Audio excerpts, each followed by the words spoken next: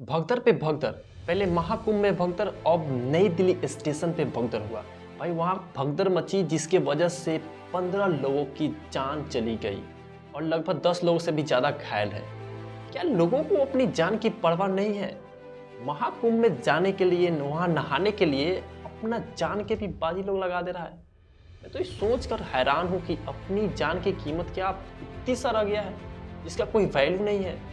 अपनी जान की परवाह ना करते हुए लोग भीड़ों में उछल करके खुद अपने आप जान दे रहे हैं। क्या इंसान की जान इतना सस्ता हो गया है जो कहीं भी और किसी वक्त किसी के वजह से या किसी के कारण जान गंवा दे? मैं तो ये सोच के हैरान हूँ कि लोगों को अपना खुद समझना चाहिए, प्रॉब्लम में समझना चाहिए कि क्या सिचुएशन है और कैसी सिचुएशन है। भाई पहले आप ये वीडियो देखो, ये नई दिल्ली की स्टेशन का ये वीडियो है। आप वहाँ के देखो ये कैसा भीड़, कितनी भीड़ है वहाँ मची हुई है। लोगों को वहाँ सांस लेने में इतनी तकलीफें, दिक्कत हो रही थी, फिर भी लोग एक दूसरे के पीठ पे पीछे चढ़े जा रहे हैं, कुचले जा रहे हैं। हुआ दरअसल यूँ था कि वहाँ नई दिल्ली स्टेशन पे 14 नंबर प्लेटफॉर्म पे पहले ट्रेन आने वाली थी और वही 14 नंबर प्लेटफॉर्म पे ट्रेन ना आकर के वहाँ अनाउंस किया गया कि प्लेटफॉर्म नंबर 16 पे ट्रेन आ रही है। और ये सुनते हुए यात्री लोग दौड़ने लगे और इधर उधर भागने लगे उस 16 नंबर प्लेटफॉर्म पे पहुंचने के लिए, जिसके वजह से भगदड़ मची और एक दूसरे के बीच कुचल करके लोगों की जान अपने आप ही निकल गया। क्योंकि एक दूसरे की पीठ पे जैसे मन किया वैसे कुचल करके लोग भागा, इधर उधर भागा, जिसके वजह से लोगों की जान गई। क्या इस सिचुएशन में सरकार को दोष दे सकते हैं या खुद को दोष देंगे? कौन है इसका कारण? क्या रेलवे स्टेशन की जहाँ वहाँ पे जितने सारे अरेंजमेंट है क्या वो सही नहीं था, या टिकट्स की कमी, या जैसे मन किया वैसे वहाँ पे चला गया लोग? कम से कम ये तो सोचना चाहिए कि जितनी कैपेसिटी है स्टेशन की उतनी तो कम से कम जाने दिया जाए। और शायद यही कारण है जो वहाँ ज़्यादा भीड़ उमड़ने के वजह से लोग एक दूसरे के ऊपर चढ़ करके जान को गंवा दिया है। जहाँ भी देखो वहाँ व्यवस्था की कमी के वजह से ही लोग मर रहे हैं। महाकुंभ में भी वहाँ व्यवस्था के वजह से ही लोग मरे। मैं महाकुंभ के बारे में भी बताऊंगा वहाँ आखिर लोग कैसे मरा, क्या कारण था, एक्चुअली में प्रॉब्लम क्या थी, मेन रीजन क्या था। बहुत लोगों को तो पता भी नहीं कि मेन कारण क्या था, वहाँ पे आखिरकार हुआ क्या था उस रात 29 जनवरी को हुआ क्या था, ये एक्चुअली में बहुत लोगों को नहीं पता है। मैं ये भी बताऊंगा। पहले ये दिल्ली की घटना है, ये दिल्ली के बारे में समझ जाओ क्योंकि पहली बात तो ये है कि जो ट्रेन आने वाली थी उस ट्रेन में लगभग 1800 से 2000 कैपेसिटी थी लोगों को ले जाने की, और वहाँ पे 1800 से क्या 2000 से क्या ज़्यादा लोगों की भीड़ उमड़ रही थी। तो आप देखो कि वह तो पहले से भी दूसरे स्टेशन से होकर के आ रही थी, तो समझो कि उसमें पहले से भी यात्री लोग भरे हुए थे और उस ट्रेन में जितनी जगह रहेगी उतना ही तो यात्री लोग जाएंगे उस ट्रेन से। अगर लोगों की जान बचानी होती तो शायद ये गवर्नमेंट को भी सोचना चाहिए था कि अगर प्लेटफॉर्म पे जितनी कैपेसिटी है उतने लोगों को ही जाने दिया जाए और उतने लोगों को ही अलाउ किया जाए। अदरवाइज वहाँ पे नो एंट्री का बोर्ड लगा देना चाहिए जिससे किसी की नुकसान ना हो। और शायद यही कारण है जिसके वजह से हर जगह भगदड़ मचने के वजह से ही लोग अपनी जान गंवा रहे हैं। और मैं एक और बात बताना चाहता हूँ, शायद ये मुझे लगता है कि सरकार की ऐसे इंटेंसिटी है जिससे मनी, पैसे कलेक्ट किया जा सके। शायद यही मौका है महाकुंभ का वजह।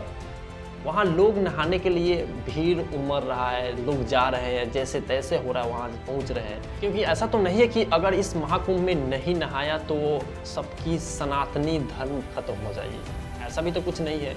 अब जिसकी जान चली गई, क्या उसके लिए सनातन धर्म बड़ा था या उसके लिए सबसे बड़ा जान? ये सवाल सबसे बड़ा उठता है और ये सवाल गवर्नमेंट से भी पूछनी चाहिए कि ऐसे व्यवस्था ही क्यों किया जा रहा है जिसके वजह से लोग एक दूसरे के बीच में कुचल करके मर जा रहा है। नई दिल्ली स्टेशन पे जो लोग भी मरे हैं उनको 10-10 लाख देने की अनाउंसमेंट किया गया है उनके फैमिली के, और जो घायल है उनको 2-2 लाख देने की वादा किया गया है गवर्नमेंट की तरफ से। शायद ये जो मर गए, जिनकी जान चली गई, उनके लिए 10 लाख शायद बड़ा अमाउंट हो सकता है क्योंकि उन्होंने अपना जान की कीमत शायद 10 लाख ही लगाया हो। देखो अगर घायल है वो तो रिकवरी हो जाएगी, लेकिन जो जिनकी जान चली गई शायद वो तो कभी रिकवर होगा ही नहीं। ऐसे ही महाकुंभ में भी जितने सारे लोग मरे, लगभग 30 से भी ज़्यादा लोग मरा और घायल तो न जाने कितने लोग। कहा जाता है कि 30 लोग ही, इसकी कोई गिनती नहीं है, कोई आंकड़ा नहीं है, ये एग्जैक्ट पॉइंट नहीं है जिससे बताया जा सके कि 30 लोग ही मरा है। अगर ऐसा कहा जाता है कि 30 लोग ही मारा है, तो आप सवाल ये उठता है कि जिस दिन भगदड़ मची थी 29 जनवरी को महाकुंभ मेला में, उस दिन ऐसा दुर्घटना हुआ, ऐसा सिचुएशन हुआ कि पहले भगदड़ से पहले कुछ और था और भगदड़ के बाद कुछ और हुआ। जब आप ये देखोगे और समझोगे तो समझ में आएगा कि एक्चुअली में सही में हुआ क्या था उस रात। उस रात की व्यवस्था कितनी थी और कितनी कड़ी व्यवस्था की गई थी, जिसके वजह से ये भगदड़ मची। 28 और 29 जनवरी के रात की बात है, लगभग 1:30 बजे की करीब की बात है, जिस वक्त भगदड़ मची थी। दरअसल हुआ ये यूं था, ये जो आप फोटो देख रहे हो महाकुंभ की संगम नोज की फोटो है। ऐसा कहा जाता है कि ये नाक की तरह दिखता है, जिससे संगम नोज कहा जाता है।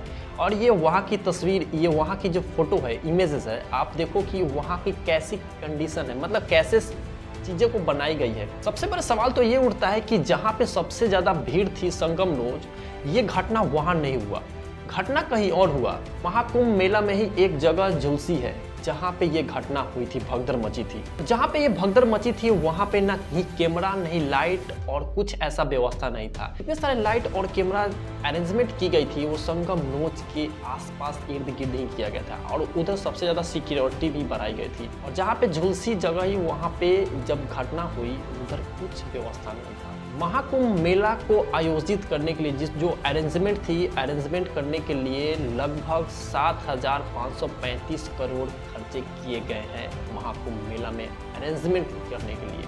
यात्री जितने सारे श्रद्धालु लोग हैं वहाँ पे नहाने के लिए, स्नान करने के लिए, और जितने सारे श्रद्धालु हैं अमृत स्नान के लिए वहाँ पे लोग गए, और जितने सारे लाइट वगैरह, जितने सारे व्यवस्था किए गए, लगभग 7,535 करोड़ खर्चा किए गए हैं। महाकुंभ मेला में 75,000 से भी ज़्यादा पुलिस अरेंजमेंट किए गए हैं सभी चीज़ों को देखने के लिए। बैरिकेड बनाए गए थे और हर एक व्यवस्था, फोर्सेस, आर्मी फोर्सेस, हर एक फोर्स, पुलिस से लेकर के प्रशासन से सभी फोर्सेस वहाँ पे उपलब्ध है। और इस बीच आप सोच के देखो कि मात्र 75,000, जहाँ पे करोड़ों की संख्या में लोग जा रहे हैं अमृत स्नान करने के लिए, वहाँ पे मात्र 75,000। आप सोच के देखो कि अगर कोई ऐसा दुर्घटना होती है, भगदड़ मचती है या कोई ऐसा घटना होती है, तो क्या 75,000 सैनिक क्या सुरक्षा बल प्रदान कर पाएंगे? क्या जो श्रद्धालु लोग हैं उनको क्या सुरक्षित कर पाएंगे? सबसे बड़ी सवाल ये है। ये पहली एक कमी तो अरेंजमेंट को और बढ़ाने चाहिए था। जिस वक्त घटना हुआ, लोग मरने के लिए तो मर गए, कहा जाता है कि संख्या तो कम थी, लेकिन ढूंढने वाले संख्या सबसे ज़्यादा है। 500 से ज़्यादा फैमिली किसी की फ़ोटो कोई लेकर के घूम रहा है, कोई किसी की पूछ रहा है कि डेड बॉडी दे दो।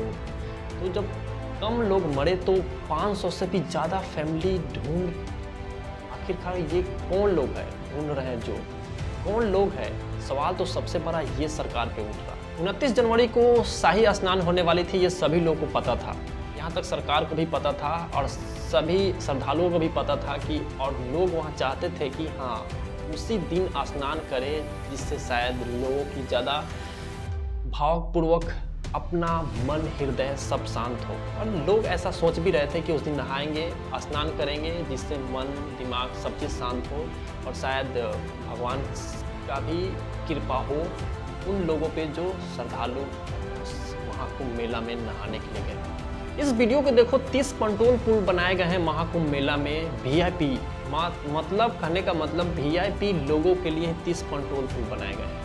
आगे समझते हैं आखिर क्यों।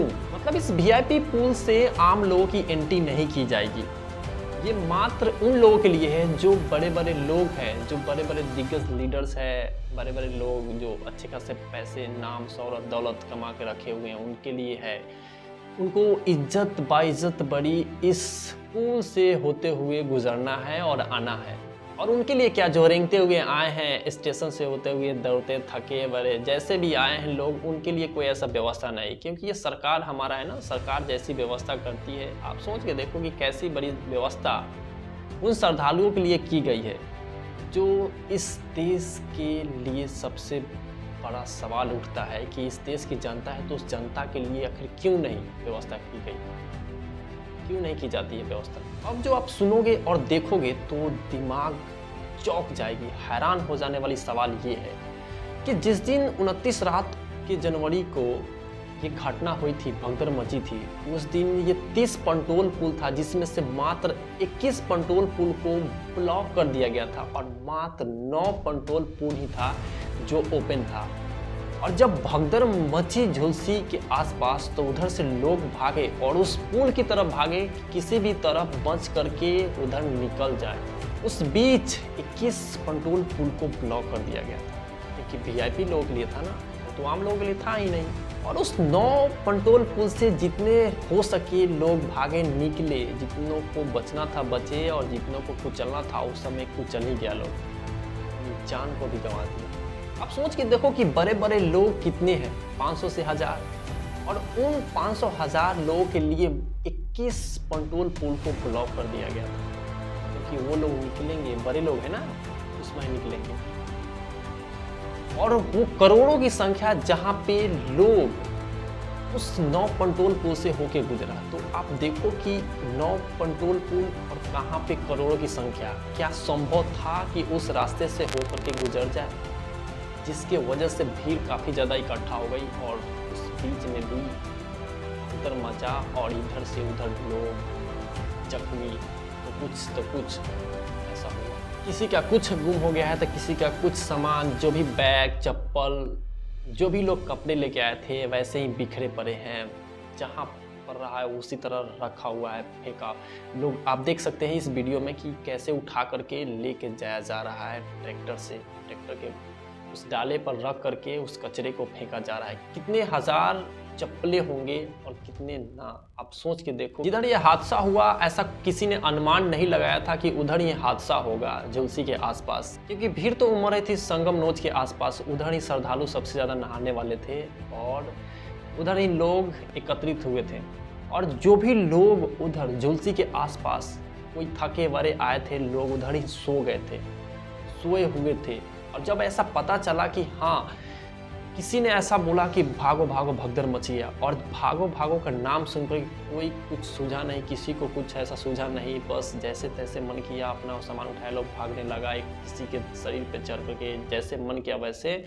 और उसी के बीच में ऐसा लोगों के साथ हुआ जिसकी वजह से लोगों की जान चली गई। उसी भगदड़ में सुनते सुनते ही, जब भगदड़ की आवाज़ सुना ही लोग वैसे ही लोग इधर उधर भागने लगे, क्योंकि थके मरे थे ना, किसी के शरीर में जान भी नहीं था। सवाल तो अब ये उठता है कि सरकार की नज़रों में आम लोगों की जान की वैल्यू कुछ नहीं रह गया है। अगर आपको जान देना है तो कोई भी कहीं भी आप चले जाओ, भगदड़ मची है या कुछ भी हो रहा है, आप वहाँ पे आपकी जान चली जाती है तो शायद उस जान की कोई कीमत नहीं है। पैसे ही ले लो तो पैसे लेकर के आप क्या करोगे, सरकार पैसे ही दे देती है, तो क्या उस जान की कीमत पैसे से तौला जा सकता है? क्या नहीं तौला जा सकता।